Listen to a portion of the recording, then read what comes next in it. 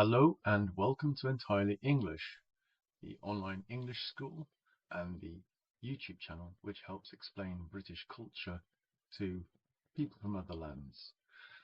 In this series we are looking at manners, and I would like to say cheers to Laurie Bogart, or Bogart, I'm not sure about the pronunciation, and Coral Tobin. Welcome my new subscribers. It's very nice to see you here. And Mohammed, who sent me a message saying he had subscribed, but I didn't get a message from YouTube, so welcome to you too. So the cheers is because we are looking at British pubs, and there is quite a culture with a British pub. I'm going to preface this with some explanations, historically and to date. So the British pub is often a surprise to visitors, particularly from America, because they're not like as they think they're bars. A bar in America is somewhere where people go to drink, to get drunk and fall over. A pub is more of a social centre in Britain, not just a place to go and get a drink and get drunk. And this might come as a shock to you. It is a place that welcomes the whole family. You don't have to be any particular age to go into a pub. Obviously, there's restrictions on how old you have to be served, but there's no restrictions on age. So the pub becomes a centre for the whole family and their dog. Dogs are often welcome. But the British pub goes back centuries. Most towns and villages had a pub. In fact, there were two main buildings in a town or village, and that was the church and the pub. And the pub probably predates the church by a considerable amount. And it was the social centre. It was where you went to meet your neighbours, to have a drink, social drink, exchange news, talk about the crops and whatever else. And as the pub developed from a simple room with straw on the floor to a more distinct place, they introduced two particular areas. One was the lounge and one was the bar. The bar is where the workers would go and drink and play darts and perhaps some of the other pub games like bar billiards, and the lounge was where people would go and, as the word describes, relax. Again, with the family. Sometimes the lounge would have meals or at least sandwiches served there. And a third area that developed was the beer garden. Now originally a lot of the pubs were in the centre of the village or town, and the beer garden was actually the village green.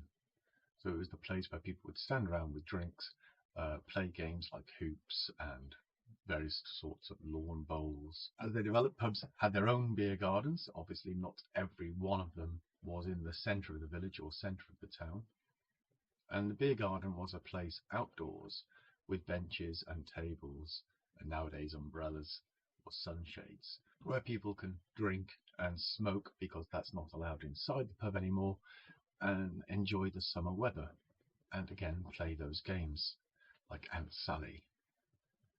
Now, I mentioned smoking. In the 80s, many pubs turned the lounge into the non-smoking area and the bar for the smoking and general merriment. And then we had the non-smoking proclamation, which banned smoking in all public establishments. So a lot of pubs actually closed. It destroyed a lot of the industry, and a great many of them were bought up by these theme bars, like the sports bars, the chains, which have more of an American feel to them, particularly the sports bar where they have the big screen television and people go and they watch football and make a lot of noise and screaming and shouting. It's not the place you really want to take your family. But in our villages you can still come across the traditional pub, a place that's relaxing and beautiful. And so it's the culture of the bar etiquette, and we begin from entering. When you enter the pub, you go to the bar to order your drinks. It's become a bit of a joke, particularly in London, that you can spot the Americans who walk into a bar, sit at a table, and slowly get more and more annoyed as no waitress comes to serve them. No, a pub in Britain is self-service. You go to the bar, you order your drink, and you pay for it as soon as you get it. There's no running a tab or anything like that. If you go as a group, generally we buy rounds. Now this is interesting because as a British person, I thought it was common around the world. So when I was in Romania, I went to a bar with a group of friends, and I say, I'll buy the first round. I bought everybody a drink, And then they went up and bought their own drinks after that, which kind of surprised me. Because in Britain, we have one person goes to the bar, buys the drinks, and brings it back. And then when they're drunk, another person will go up and you take turns. You buy a round of drinks. And if you think about it, that serves two purposes. Firstly, it's social. You are supplying your friends with drinks and then they supply you. And secondly, it stops a huge cram of people at the bar. Just one person getting the drink. If you remember on the previous video where I talked about people queuing at a bus stop and they don't actually stand in a queue until the bus arrives, they're just scattered around. And when you arrive, you make a mental note of who was there before you. It's that sort of system at the bar, but we don't form a line when the barman comes. We are just clustered around the bar, and if the barman chooses a person who wasn't next, maybe they come to you and you know those three people before you. You say that these gentlemen were before me. Now, there is a great video, I told you I would do this, by Dave Gorman. He's a brilliant television presenter. He really analyses some very quirky things about the British and about television and all sorts. But he's only got 67,000 subscribers. I say only, obviously it's a huge amount more than me, but he deserves more. So have a look at this link about queuing and what happens in pubs. And do subscribe to his channel because it is worth watching. So you get your drinks, you take them back to your table, you drink your drinks, the next person goes up and buys a round. Now when you're buying, generally we don't tip. It's particularly in a busy bar. You might, for example, round up. If you buy a pint, we buy glasses of beer in pints and half pints. So that's about, a pint is about half a litre. So you buy a pint and maybe, I don't know how much it is now, I haven't been to the pub for ages, but let's say it's £3.90. And you give the barman £4 and you can just walk away and he will put the 10p change into a glass mug, normally a dimple mug, on the bar for tips, or he'll drop it into a charity box, which they often have on the bar for small change. You can, if you've been drinking a lot, maybe you've been drinking alone at the bar, say to the barman, one for yourself. And when I was young, and we said that to the barman, he would often join us in a drink. We'd stand there, both of us drinking and chatting, obviously if it wasn't busy. Nowadays, they ring your money into the till and then take out the equivalent of their drink and drop it into their glass jar for their tips. So it is essentially a tip, but I like the way it used to be, that you'd stand there and chat and drink with the barman, but I suppose if that happened all night long, they'd get pretty wasted. Now I said about buying glasses of beer, obviously you can buy wine and whiskey and all those sort of things, but if we look at beer, when you go to the bar, you don't order a beer, because unlike in Europe where beer means lager, and in America I think they just give you whatever's the main one on tap, beer here encompasses all those sort of drinks. It includes lager, it includes light ale, pale ale, bitter, stout, Guinness, all of those sort of drinks. So you should tell them what you want. And you should tell them the brand you want. And that's not difficult. Don't go up to the bar and say, what beer do you have? Because that would be really stupid. They have a line of pumps on the bar with the names of the beer on them, so you can see them. And the fridges have glass doors behind the bar with the bottles of beer, so you can see the labels there. So make your choice before you begin to order. Again, particularly in a busy bar, because you don't want to be holding other people up. Courtesy. And a warning for Americans, beer in Britain and Europe tends to be a lot stronger than you're used to.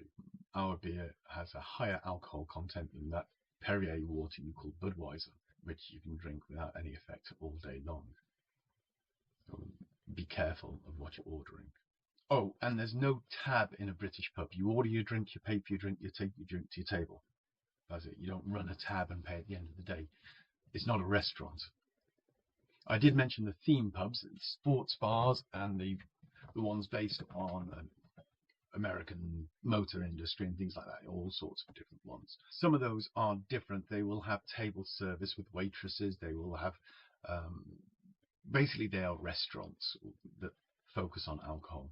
So you pay your bill at the end, but that's a completely different thing. It's not a British pub.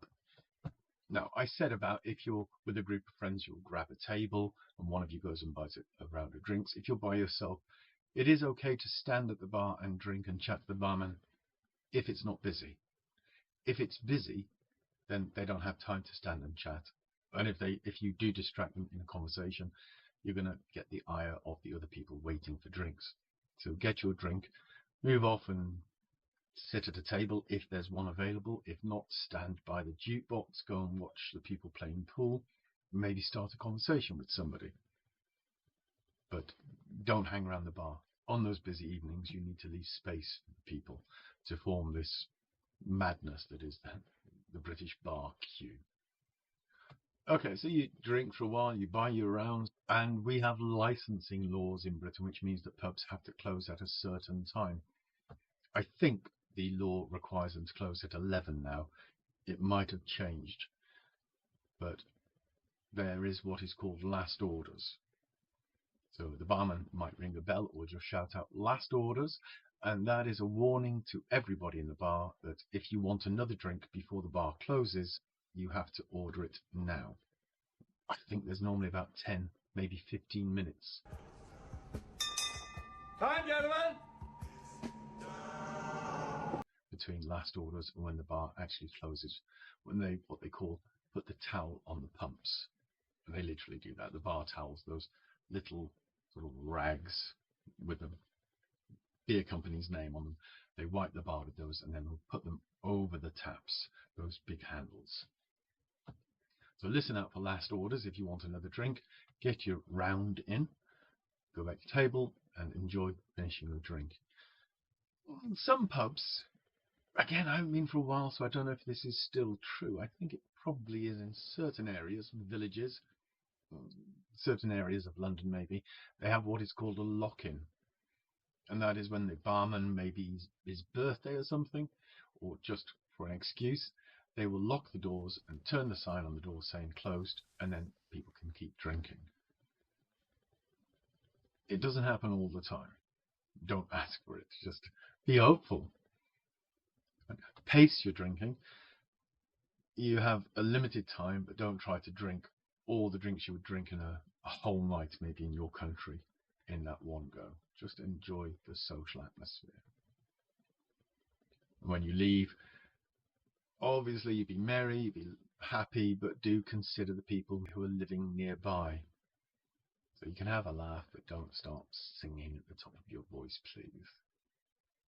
Oh, and I should say, just like my video where I did the field trip of travelling into town, in pubs we generally return our glasses to the bar when we're finished. Just leave it on the bar and say goodnight and go. Some pubs, they do have what they call a potman, who would go around with the basket picking up the glasses, but again, particularly when it's a busy bar, that's a bit difficult. So it's just nice. It's good manners to return your glass, say goodnight, and then leave. All right. So I hope that was interesting. Do have a look at the Dave Gorman video. The ideas he has about sneaky queuing and things in pubs is brilliant. And I'll see you for our next manners video. I've got a couple of ideas for that. I'm not sure which. So thank you, my lovely subscribers. Thank you, people who've come to watch. If you've enjoyed this, please click like. If you want to stay up to date with these videos, click subscribe. And if you have any comments, if I've missed anything, which I probably have about pubs, or you know about the new licensing laws, whatever's changed since the days when I used to go to the pub, pop it in the comments. Tell me if the things I understand about American pubs are wrong, if you're from America, or if in your country pubs serve the same purpose as here, if they are social centres, social hubs for the community. All right. And as I mentioned in the last one, if you know somebody who would enjoy these videos, please share them. Okay. So thank you for visiting. It was nice to see you here. See you again soon. Cheers.